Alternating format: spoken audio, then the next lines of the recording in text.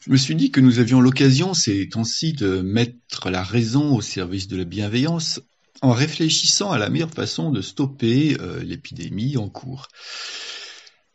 Et je vais donc vous indiquer quelques astuces pour vous protéger le cas échéant, et pas seulement d'ailleurs les trucs qu'on entend partout, mais aussi des conseils pour d'éventuels responsables politiques, puisque mes propositions de mesures collectives ne correspondent pas précisément à ce qui est fait, en France en tout cas, sachant d'ailleurs que je vais me placer en situation réelle, c'est-à-dire supposer que l'on manque de masques et de tests de dépistage. Vous vous demandez peut-être de quelle autorité je parle. Alors, je ne suis certes pas expert en épidémiologie virale ou que sais-je, mais ce n'est pas nécessaire ici.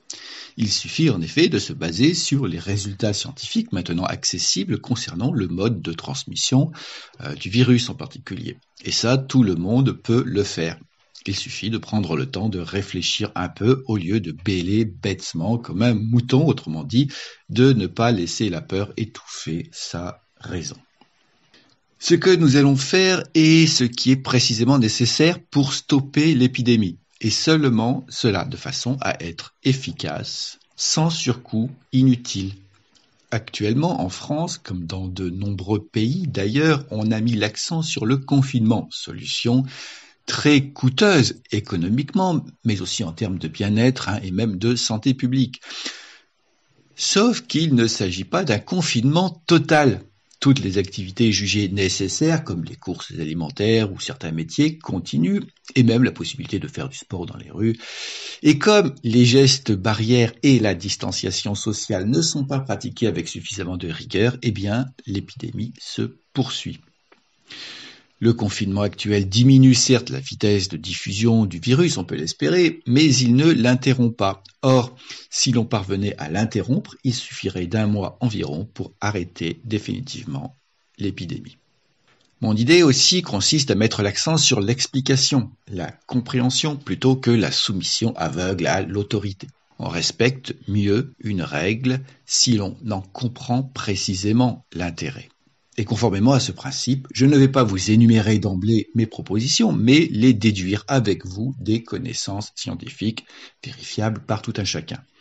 Ce qui signifie d'ailleurs que je peux très bien me tromper, oublier quelque chose, et qu'il vous appartiendra alors de signaler cela en commentaire.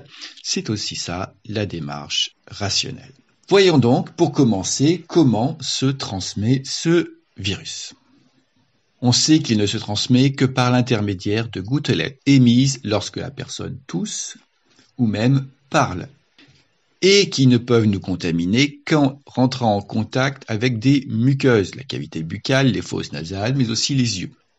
Par ailleurs, ces gouttelettes ne sont pas projetées à plus d'1 mètre environ, et, à l'extérieur du corps humain, le virus ne survit pas plus que quelques heures. Alors, des études ont fait craindre que ça puisse aller jusqu'à quelques jours sur certains matériaux, sauf qu'elles détectent en réalité l'ARN du virus et non pas sa survie effective. En tout cas, sa population diminue rapidement. Alors, par sécurité, je vais supposer toutefois que la survie du virus sur une surface puisse atteindre quelques jours. Mais il y a aussi un autre point qu'il me semble nécessaire de prendre en compte, dont je n'ai pas trop entendu parler d'ailleurs, c'est le vent. Certes, les gouttelettes émises ne sont pas des aérosols et tombent rapidement au sol, mais il est vrai qu'avec un peu de vent dans la mauvaise direction, bien une distance de sécurité plus importante est à considérer, mettons, 2 mètres quoi. De ces constats expérimentaux, il résulte 2 modes de contamination, les contaminations directes entre 2 personnes d'une part et indirectes, dites aussi environnementales, d'autre part. Certes, pour stopper l'épidémie, il suffirait que chacun reste chez lui. Ainsi, les ménages sont isolés et la maladie ne se propage plus. Sauf que cela n'est pas possible car des activités sont nécessaires pour assurer les besoins essentiels de tout le monde qui ne peuvent être assurés, elles, évidemment, par télétravail. Je vais donc déterminer des principes à respecter lorsque l'on sort de chez soi. Pour éviter la contamination directe entre 2 personnes, tout le monde comprendra aisément qu'il suffit, premièrement, de ne pas se toucher, deuxièmement, de ne pas se parler ni tousser en étant face à moins de 2 mètres, si l'on ne porte pas de masque, sinon 1 mètre suffira. Et troisièmement, lorsque 2 personnes sans masque sont contraintes de s'approcher à moins d'1 mètre, comme par exemple pour se croiser dans un passage étroit, eh bien je leur suggère de passer rapidement en retenant leur respiration. Pour les contaminations indirectes maintenant, ça va être un peu plus compliqué. Alors, celles-ci se font par l'intermédiaire d'une surface. Lorsque l'on parle ou tousse, des postillons se déposent sur les surfaces autour de nous. Alors certes, il est peu probable que l'on embrasse le sol ou même des objets non strictement personnels. Mais on peut les toucher avec nos mains, puis amener nos mains sur les lèvres, les yeux ou les narines ensuite, d'où une contamination possible par ce biais. On peut aussi toucher une surface infectée avec une autre partie de notre corps, qui certes va difficilement pouvoir rentrer en contact avec la bouche ensuite, sauf qu'on risque de toucher cette partie avec ses mains et vous devinez la suite. Pour éviter les contaminations indirectes, il y a donc deux solutions. Soit tout le monde porte un masque et donc personne ne souille l'environnement par ses postillons, soit on fait attention à ne pas rentrer en contact avec les surfaces en dehors bien sûr de notre espace personnel. D'où, pour éviter d'avoir à porter un masque partout, ce qui est toujours bon à prendre en cas de pénurie, le principe suivant. S'abstenir de toucher donc ces surfaces s'il n'y a pas nécessité. Examinons maintenant le cas où il y a nécessité. Tout d'abord, on est forcé de toucher le sol avec les semelles de nos chaussures. Sauf qu'il est peu fréquent que l'on touche effectivement ces semelles ensuite. Reste qu'il est bon quand même de rappeler ce danger, d'où le principe ne pas toucher les semelles de ses chaussures, sauf si on les a nettoyées. Et il conviendra également de laisser ses chaussures à l'entrée de son logement pour éviter d'en contaminer le sol. Et aussi qu'elles soient hors de portée des enfants, si vous en avez, si du moins on ne les a pas nettoyées, évidemment. Ensuite, on peut être amené à toucher des poignées de porte et accessoirement des rampes d'escalier. Pour ce qui est de la porte de son logement personnel, normalement, vu que personne n'est censé nous rendre visite, je reviendrai là-dessus tout à l'heure, il n'y a pas trop de risques. Mais le problème se pose, voyez, surtout pour les portes donnant accès à des espaces collectifs, comme une entrée d'immeuble par exemple, ou bien sûr de magasins, d'édifices publics, etc. À titre individuel, je propose la mesure suivante. Avoir à sa disposition du papier essuie-tout ou hygiénique, ça fera l'affaire, mais aussi un petit sac en plastique. Et lorsque on devra ouvrir une porte, on disposera le carré de papier comme isolant entre notre main et la poignée.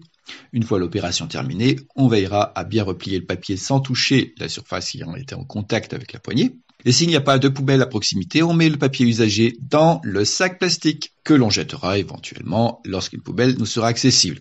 Sinon, il suffit d'attendre 2 jours pour pouvoir les réutiliser. Ça, c'est pour les radins. Et je propose également, pour réduire la contrainte tout en diminuant les risques, que ces portes restent ouvertes aux heures d'aller et venue. Un concierge se chargeant de les manœuvrer, s'il y a besoin de les fermer donc à certaines heures.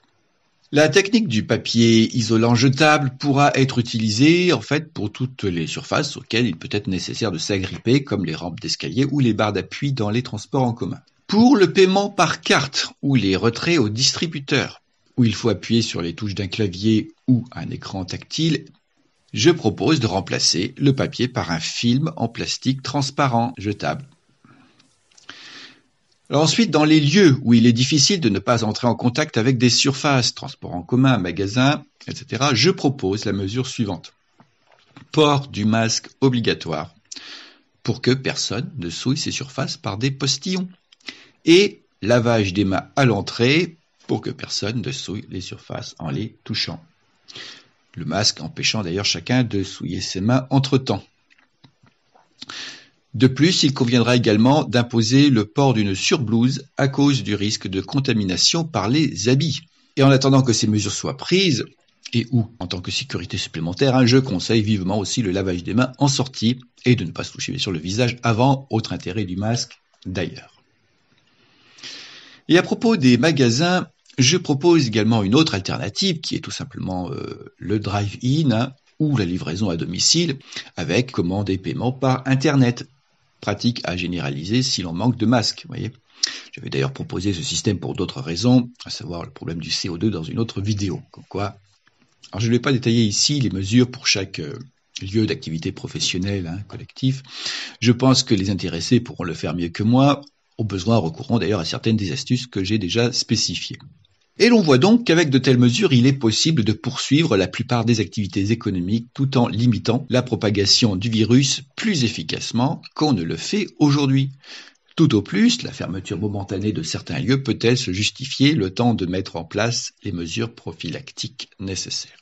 Cela étant dit, un confinement partiel peut certes se justifier afin d'éviter une foule trop dense à certains endroits, qui rendrait difficile bien sûr la distanciation sociale.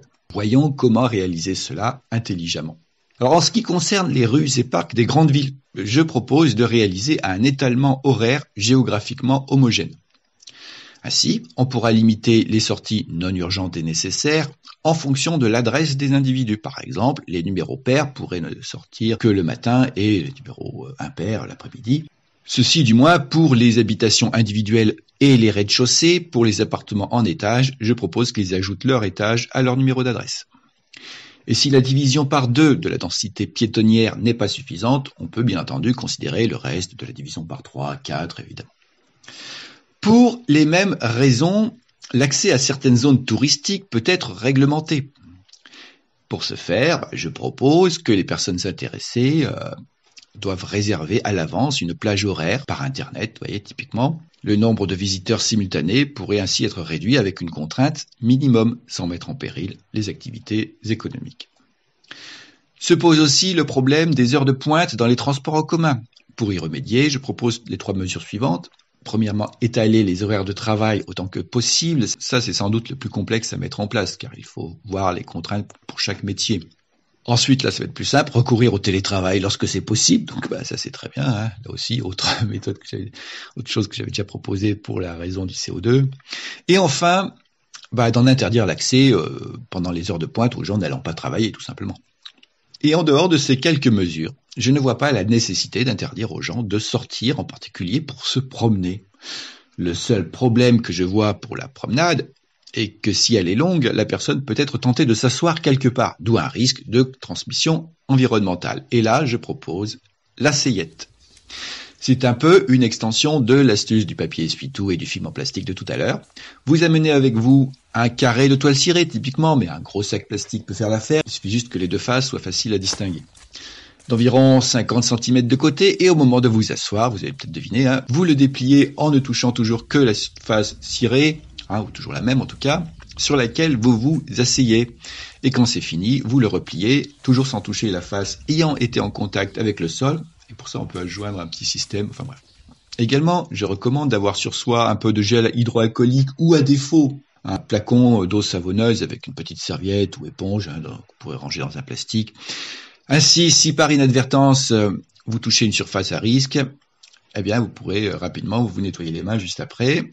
Et vous pourrez aussi d'ailleurs vous en servir pour nettoyer certaines surfaces avant de les toucher. Et je pense là d'ailleurs au caddie de supermarché. Donc voilà, pas de problème non plus pour vous balader où vous voulez. Alors bien sûr, ces mesures ne seront efficaces que si elles sont respectées. Mais c'est pareil pour toute mesure.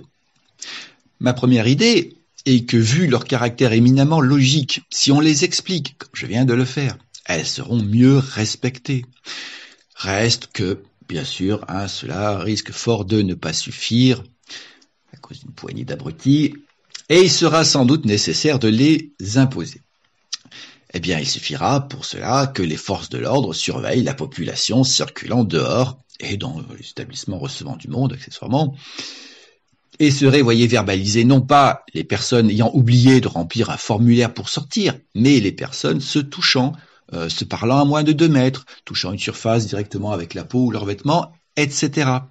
Bien sûr, la surveillance n'est jamais totale, mais elle serait au moins aussi efficace que l'actuelle, en particulier avec l'usage des caméras de surveillance et des drones. Le ministère de l'Intérieur en a d'ailleurs passé commande récemment, paraît-il. On peut aussi développer des applications pour les téléphones portables.